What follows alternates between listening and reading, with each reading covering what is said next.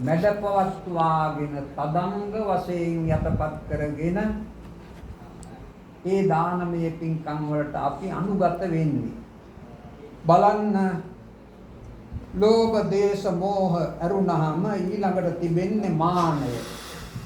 දැන් මානය තිබුණා නම් ඔය ඇත්තන්ට පුළුවන්ද මේ හාමුදුරුවන් වහන්සේලා සුවපහසු ආසනවල වඩා හිඳවලා ඔය ඇත්තු බිම වාඩි වෙලා දානමය පින්කමක් සිදු කරන්න පුළුවන් ද මාන්නේ තිබුණා නම් මාන්නේ කියන එක තමයි මේ කෙලෙස් කිලුට වල බලවත්ම කෙලෙස් කිලුට රහත් මාර්ගයෙන් තමයි නැති වෙන්නේ සක්කාය දිට්ඨි විචිකිච්ඡා සීලබ්බත පරාමාස කාමරාග පටිඝ රූපරාග අරූපරාග මාන උද්දච්ච කියලා දස සංයෝජන ධර්ම තිබෙනවා. එයින් මාන්නය කියන එක තමයි බලවත්ම කෙලෙස් කිරුට. අපි දන්නවා බුදුහාමුදුරුවන් වහන්සේ මේ මාන්නය කියන කෙලෙස් කිරුට නැති කරන්නට උන්වහන්සේ කටයුතු කරපු ආකාරය බලන්න. එකම ශාක්‍ය කුලයේ 5 දෙනෙක් ගියානේ මහාන වෙන්න. අනුරුද්ධ ආනන්ද බගු කිම්බිල දේවදත්ත කියන 5 දෙනා ගියා. ශාක්‍ය කුලයේම ඥාති පිරිසක් මේ 5 දෙනාම. මේගොල්ලෝ 5 දෙනාත් එක්කම ගියා උපාලි කපුවා. උපාලි කපුවා කියලා කියන්නේ කරණවැමියා. මේ ඇත්තන්ගේ හිස රැවුල් බාන එක්කෙනා. එයත් ගියා මේ කුමාරවරු 5 දෙනාත් එක්ක. 5 දෙනා ගියා බුදුහාමුදුරුවෝ ළඟ පැවිදි වෙන්න. බුදුරජාණන් වහන්සේ කලින්ම පැවිදි කළේ මේ ශාක්‍ය කුමාරවරු 5 දෙනාද නෑ. ඇයි ශාක්‍යයන්ගේ මානය තිබෙනවා. මානය දුරු කරන්න ඕන නිසා මානය කියන තද බල කෙලෙස් කිලුට දුරු කරන්න ඕන නිසා උපාලි කපුවා අර කරණවැමියා ඉස්සෙල්ලම මහාන කළා. පැවිදි කරලා මොකද්ද බුදුහාමුදුරුවෝ කලේ අපිට දුන්න පාඩම? ඒ පාඩම තමයි වැඳපන්. ඔය 5 දෙනාම වැඳපන් මේ උපාලි හාමුදුරුවන්ට වැඳෙව්වා. වන්දවලා මාන්නය දුරු කරලා සම්පූර්ණයෙන් නෙමෙයි අතිමාන තත්වයටපත් කරලා. අතිමාන තත්වයටපත් කරලා තමයි අනුරුද්ධ ආනන්ද බගු කිම්බිල දේවදත්ත කියන ශාක්‍ය කුමාරවරු පැවිදි කළේ. බලන්න අපි දානමය පින්කමක් සිදු කරන විට අපේ හාමුදුරුවන් වහන්සේලා තමයි මේ සම්බුද්ධ ශාසනය සෝභමාමත් කරමින් ඒ වගේම අපට අනුශාසනා කරමින් මගහසර පෙන්වා දෙමින් වැඩ ඉන්නේ මේ ස්වාමීන් වහන්සේලා. උන්වහන්සේලාට දානය දෙන විට අපි අපේ సంతానවල පවතින මාන්නය තදංග වශයෙන් යටපත් කිරීමට මැඩපුවත් වීම සඳහා තමයි මේ බිම වාඩි වෙලා තමන්ගේ අනතිමානී ගුණේ ප්‍රදර්ශනය කරමින් දානමය පින්කම සිදු කරනු ලබන්නේ. ඉතින් දානමය පින්කම අවස්ථාවකදී එහෙම කළත් අපි දන්නවා අද වර්තමාන සමාජයේ හාමුදුරුවන් වහන්සේලා දැක්කහම එදා අපේ පැරණි ඇත්තෝ හුනස්නේ නැගී සිටිනවා ගෞරව කරන්න. අද කොහොමද? අද හරි පරි ගහලා තවත් වාඩි වෙනවා නේද? වර්තමාන සමාජයේ සමහර ඉතින් සමහර හොඳ බුද්ධිමත් ශ්‍රද්ධාවන්ත බෞද්ධයා ස්වාමීන් වහන්සේලා දැක්කහම අනතිමානී ගුණයෙන් යුක්තව නැගී සිටිනවා. උස් ආසන වලින් නැගී සිටිනවා.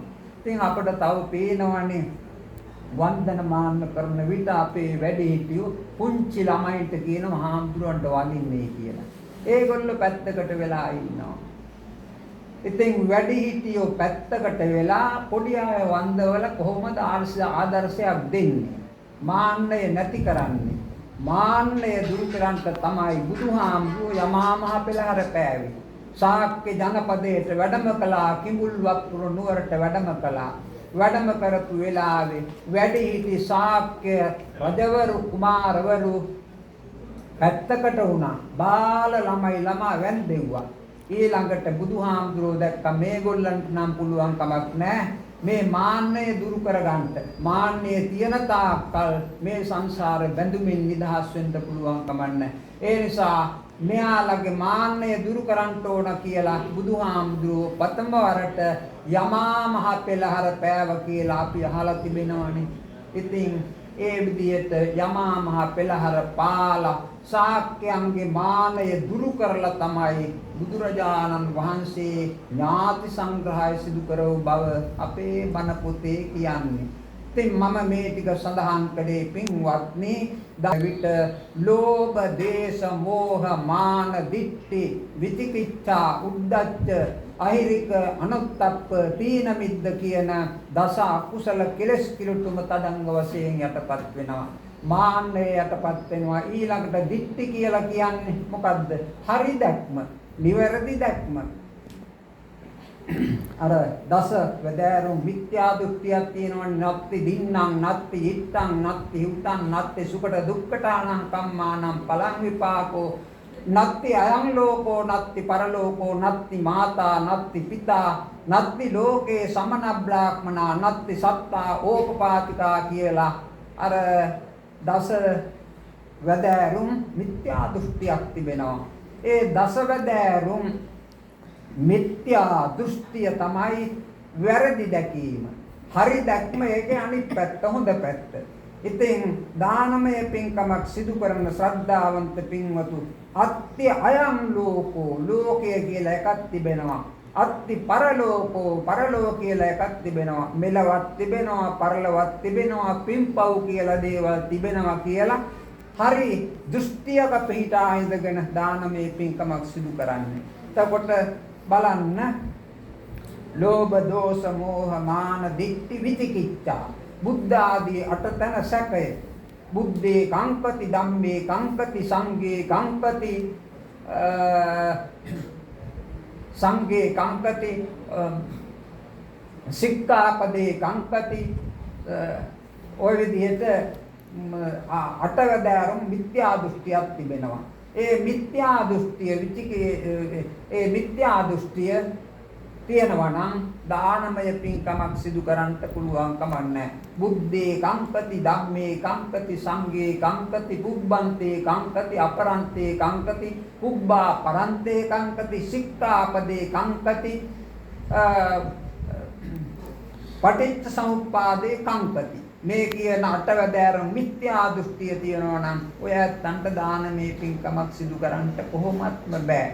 ඒවා මේ වගේ දානමය පින්කමකදී මැඩපැවැත් වෙනවා. ඊළඟට උද්ධච්ච. උද්ධච්ච කියලා කියන්නේ උඩඟුකම, අහංකාරකම.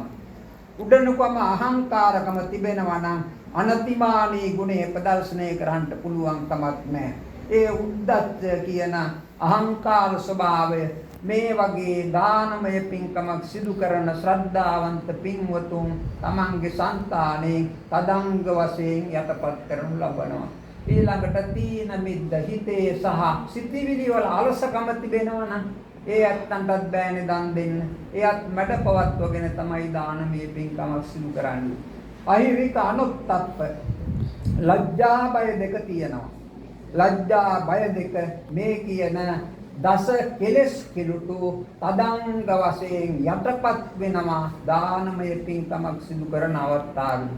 ඒ නිසා තමයි දානමය පින්කමක් මහත්ඵල මහානිසංස භාවයට පත් වෙනු ලබන්නේ. ඉතින් හැමදෙනාම එහෙමනම් සන්තෝෂයටපත් වෙන්නට ඕන මේ වෙලාවේදී මහත්ඵල මහානිසංස ගෙන දෙන උදාර පින්කමක් අපි සිද්ධ කළා කියලා. මහත්ඵල කියලා කියන්නේ දෙව්ලොව උපන්නත් මනුස්සලොව උපන්නත් සසුවදායක දෙවියන්ට මනුස්සයන්ට වඩා ආයු වර්ණ සප බල නුවණ කියන පංචවිධ සම්පත්තීන් ලබාගෙන සංසාර පියමන් කරන්ට වාසනාව ලැබෙනවා. මහානිසංස කියලා කීවේ ඉදම් මේ දානං ආසවක්ඛයා වහං හෝතු ඉදම් මේ දානං නිබ්බානස්ස පච්චයෝ හෝතු මගේ දාන පින්කම කාමාදී ආශ්‍රව ධර්මයන් ප්‍රහීන කිරීමෙන් ලබන නිර්වාණ අවබෝධයේ පිණිස පවතිවා කියලා ප්‍රාර්ථනා කළාම ඒ නිවන් සම්පත්තිය තමයි මහානිසංස වශයෙන් ලැබෙන්නේ.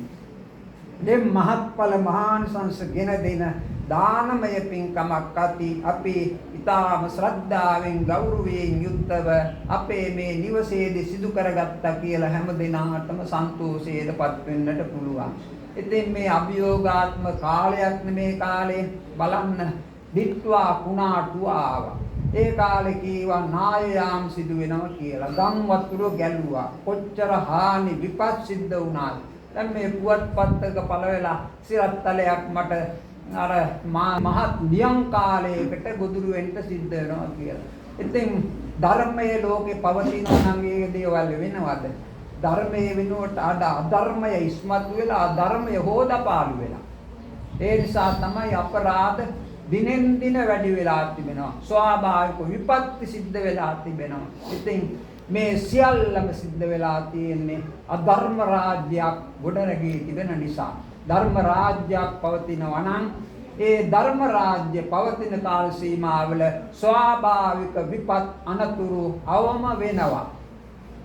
ඒ නිසා අභියෝගාත්මක කාලයක් හැමාතින්ම ඒ අභියෝගාත්මක කාලය තුලදී මේ ශ්‍රද්ධාවන්ත පින්වත් පිරිස මේ දානමේ පින්කම නිර්ලෝභී චේතනාව ඇති කරගෙන කම්පල ඇදහිීමේ නුවණ ඇති කරගෙන කරුණා මෛත්‍රී සිතිවිලි ඇති කරගෙන මේ පින්කම ඊටාම ගෞරවාන්විතව සිදු කළා කියලා හැමදෙනාම සන්තෝෂයටපත් වෙන්න.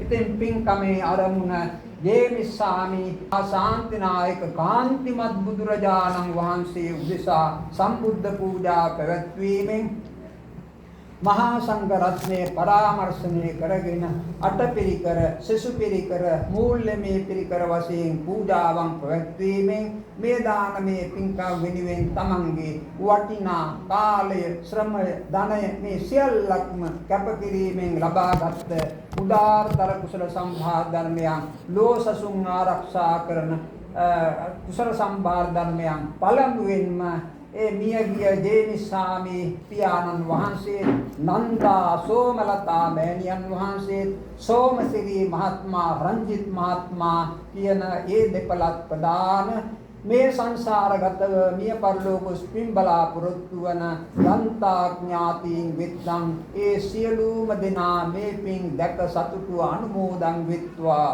මේ පින් අනුමෝදන් වෙලා යම් කිසි විදියක සසර අභව්‍ය ගතයකපත් වෙලා ඉන්නව නම් එයින් අත මිදිත්වා සපවත් භාවයේ පැමිණෙත්වා සසර සුව පහස්සතුව ගත කරලා කෙලවර බුද්ධ ආදී උතුමන් වහන්සේලා පැමිණ වදාළ සාන්ත සුවදායක අමා මහ නිර්වාණ සම්පත්තිය අවබෝධ කර ගනිත්වා කියන ප්‍රාර්ථනාවෙන් යුතුව ඉදම්මේ ඥාති නං හෝතු කියන ගාථාව කියමින් පෙන් වඩන්න.